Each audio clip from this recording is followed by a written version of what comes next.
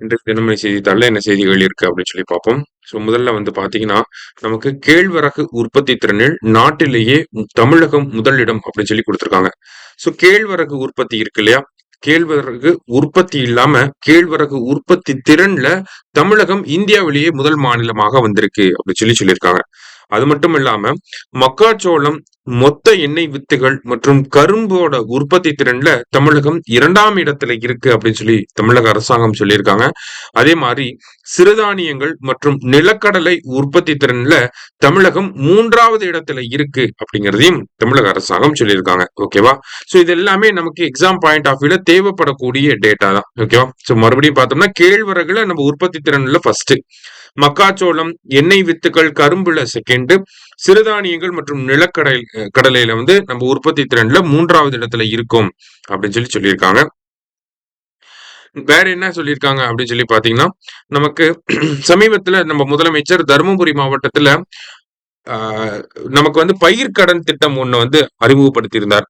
இணைய வழியில அன்றே பயிர்க்கடன்கள் வழங்கக்கூடிய ஒரு திட்டம். ஓகேவா? இன்னைக்கு நம்ம ஆன்லைன்ல அப்ளை பண்றோம் அப்படின்னா நம்மளோட டாக்குமெண்ட்ஸ் இன்னைக்கே வெரிஃபை பண்ணி அன்னைக்கே அந்த ஒரே நாள்லயே நமக்கு அமௌண்ட்டையும் கிரெடிட் பண்ணி விட்டுருவாங்க. அந்த மாதிரியான ஒரு திட்டத்தை தொடங்கியிருக்காரு. இந்த திட்டம் அனைத்து மாவட்டங்களுக்கும் விரிவுபடுத்தப்படும் அப்படிங்கிறதையும் சொல்லியிருக்கிறாங்க. சரியா?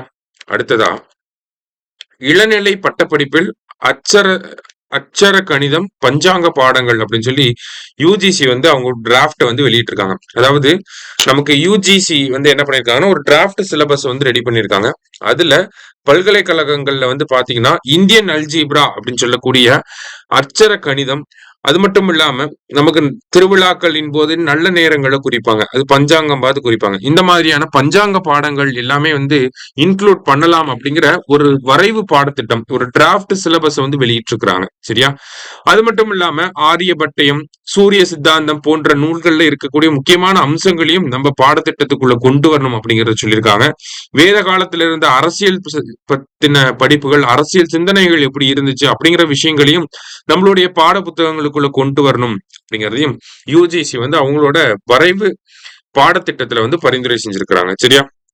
மத்தபடி பாத்தீங்க அப்படின்னா நமக்கு ஆகஸ்ட் 23 பாத்தீங்கன்னா நமக்கு நேஷனல் ஸ்பேஸ் டே அப்படின்னு சொல்லுவோம். தேசிய விண்வெளி தினம் அப்படின்னு சொல்றோம். ஏன் அப்படின்னு சொல்லி பாத்தீங்கன்னா ஆகஸ்ட் 23, 2023 தான் நம்மளுடைய சந்திராயன் 3 நிலவோட தென் துருவத்துல தரையிறங்கி இருக்கும். அந்த தினத்தை நம்ம கொண்டாடக்கூடிய வகையில தான் என்ன பண்றோம், தேசிய விண்வெளி தினம் அப்படின்னு சொல்லி ஆகஸ்ட் 23 நம்ம கொண்டாடுறோம். சரிங்களா?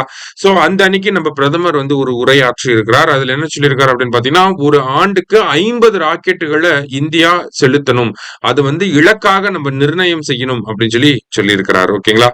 அது மட்டும் இல்லாம நம்ம இந்தியாவுக்கான சொந்த விண்வெளி நிலையம் அப்படிங்கறத 2035க்குள்ள பாரதிய அந்தாரிக்ஸ் ஸ்டேஷன் அப்படிங்கறத கொண்டு வரணும். அதே மாதிரி 2040க்குள்ள பாத்தீங்கன்னா இந்தியா, அதாவது மேன்டு லூனார் மிஷன் அப்படின்னு சொல்லுவாங்க, அதாவது நிலவுக்கு மனிதர்களை அனுப்பக்கூடிய திட்டம், அதையும் நம்ம பிளான் பண்ணியிருக்கோம். அடுத்த வருஷம் 2026 முதல் பாதியிலேயே நம்ம என்ன பண்ண போறோம் அப்படின்னா ககன்யான் திட்டத்தின் மூலியமா நம்ம விண்வெளிக்கு மனிதர்களை அனுப்ப போறோம். ககன்யான் மூலியமா விண்வெளிக்கு மனிதர்களை அனுப்ப போறோம். சரிங்களா? இன்றைய செய்தித்தாள்ல இருந்து முக்கிய செய்திகளை பார்த்திருக்கோம். நன்றி.